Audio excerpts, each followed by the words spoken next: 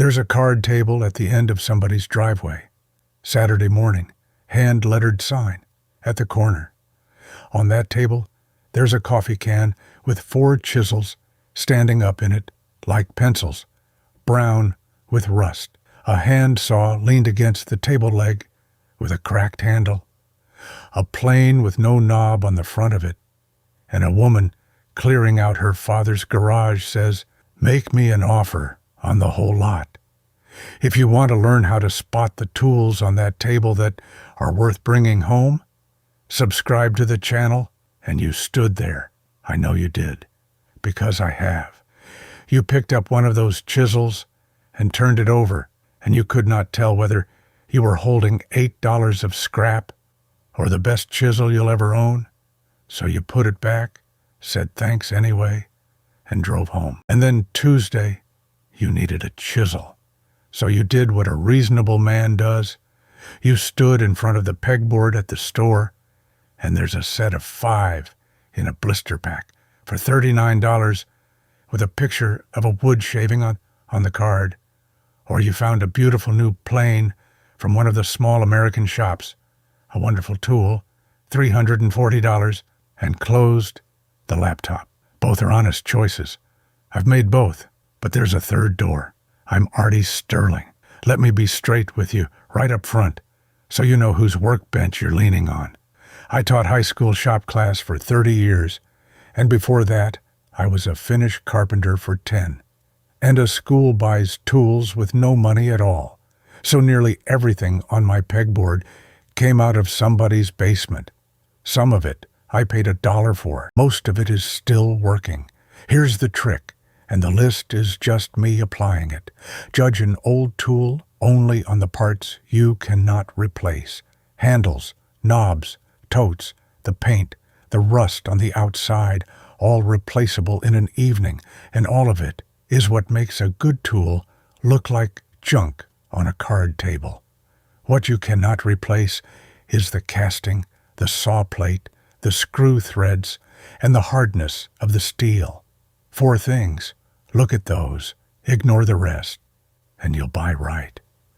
Why would a tool from 1940 deserve more attention than one made last month? 2 reasons, and one thing that isn't a reason at all. The first is real. Edge tools and struck tools used to be drop forged, heated, and hammered into a die, so the grain of the steel runs around the shape instead of straight through it. Forging costs money in dies and presses and heat, and as labor got dear relative to material, a lot of that work moved to castings and stampings. The second is the steel. Plain high carbon, no exotic alloy in it. And here's where I'll name the limit, because plenty of folks won't. That steel is not better in every way. A modern chisel, in one of the tougher alloys, holds its edge longer than my father's does. What plain carbon steel does is take a keener edge and give it up easily on the stone, which matters enormously if you sharpen and not at all if you don't. And the thing that isn't a reason, but you have to know it: survivorship. They made junk in 1942. Piles of it. It broke. It went in the scrap, and it isn't on the card table. What's on that table is the part of the past that held up, the 10. Number 1, bench planes. A Stanley Bailey number 4 or 5 from before about 1960 is the best money in the used tool world. Miller's Falls and Sargent are just as good. Look for rosewood on the knob and tote. Stanley went to stained hardwood and eventually plastic. Then check the mouth and behind the frog for a hairline crack. A cracked casting is a doorstop. A broken tote is a Tuesday evening. And buy the common ones. The 4 and the 5 are cheap precisely because they made millions. Number 2, socket chisels. Stanley 750s, Witherby, James Swan, Greenlee. Socket means the handle sits in a cone instead of a tang driven into it, and a socket doesn't split. 2 checks. Is there blade left? 1 ground back to a stub is finished. and look at the last inch for blue or purple discoloration. That's somebody's bench grinder. And where it's blue, the hardness has been cooked out of the steel. You can grind back past the color, but you're buying a shorter chisel than you thought. Number 3, hand saws. A Dyston from before the Second World War, and the reason matters more than the name. Those plates were taper ground, thinner at the back than at the teeth, so the saw clears its own kerf without much set, and the teeth are plain steel, which means they can be filed sharp again. The saw at the store today has induction-hardened teeth. It cuts beautifully. A file skates right off it, and when it's dull, it's trash. On the table, do one thing. Sight down the plate like a rifle, dead straight. A kink is not fixable by you or me. Number 4, the brace and auger bits. Nothing on a cord bores a clean 1-inch hole through an oak stile as calmly as a brace does. Check the ratchet both directions, and that the jaws close square. On the bits, look for Jennings or Irwin patterns and check the lead screw. Stripped threads mean it won't pull itself in and it's scrap. And file the spurs on the inside face only. File one on the outside and you've made the bit smaller than the hole it needs. Number 5, the egg beater hand drill. A Miller's Falls number 2 out of Greenfield, Massachusetts. For a pilot hole in finish work, you'll reach for it over a cordless. You can feel the wood, and it won't snap a 16th-inch bit off in your trim. Spin the wheel. Smooth. No grinding. No wobble. Number 6, a combination square. Starrett. Still made in Athol, Massachusetts, and a used one is a fraction of new because the tool doesn't wear out. Test it in the driveway. Lay it against a straight board edge. Scribe a line.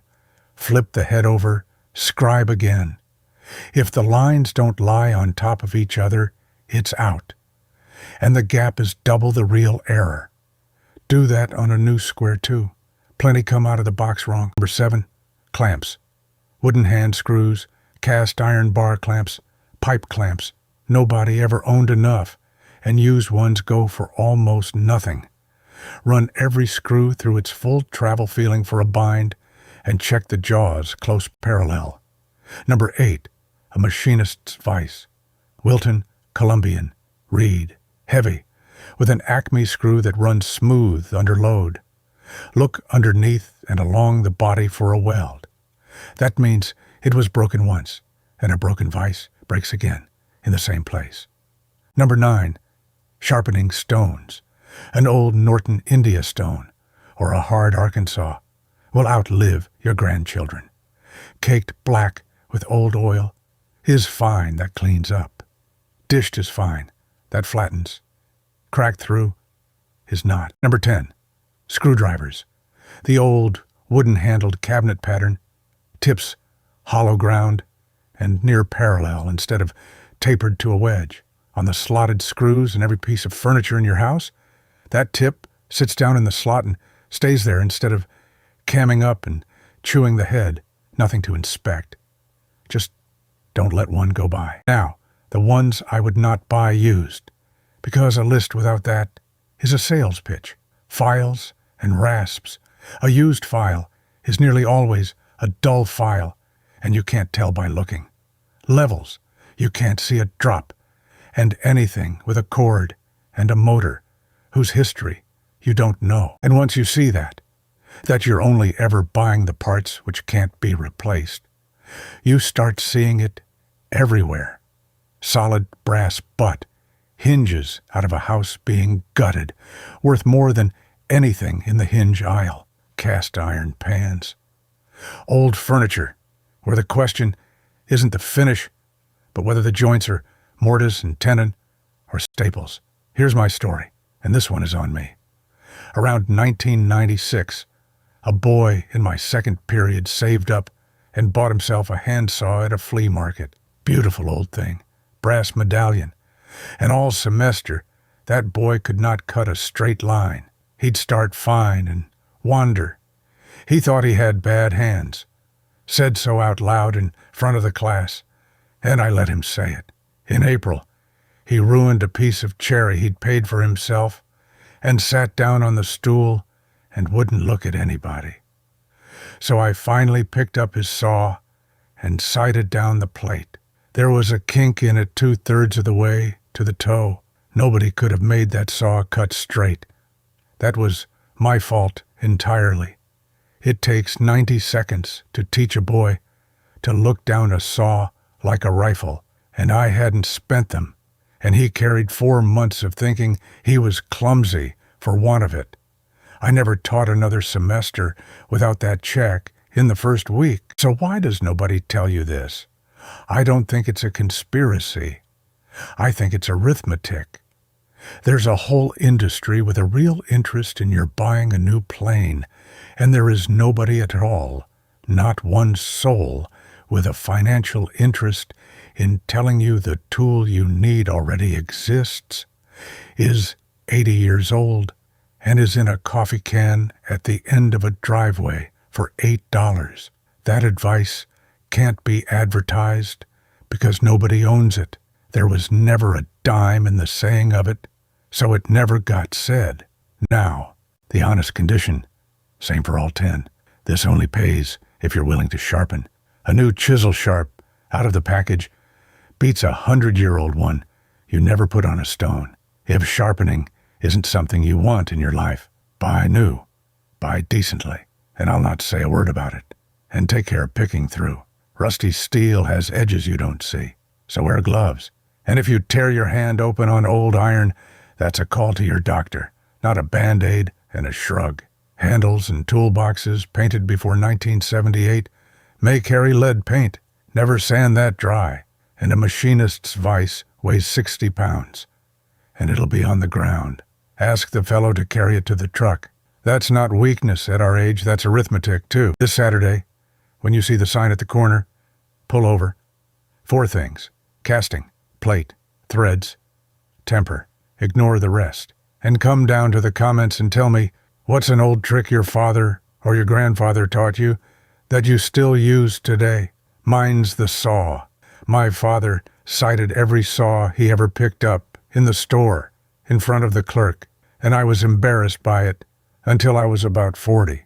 Next time, I'll show you how I bring the rust off one with a thing out of the kitchen cupboard. Keep it simple, keep it cheap, and do it right the first time. The folks who built the furniture in this country knew that, and we're going to remember it together.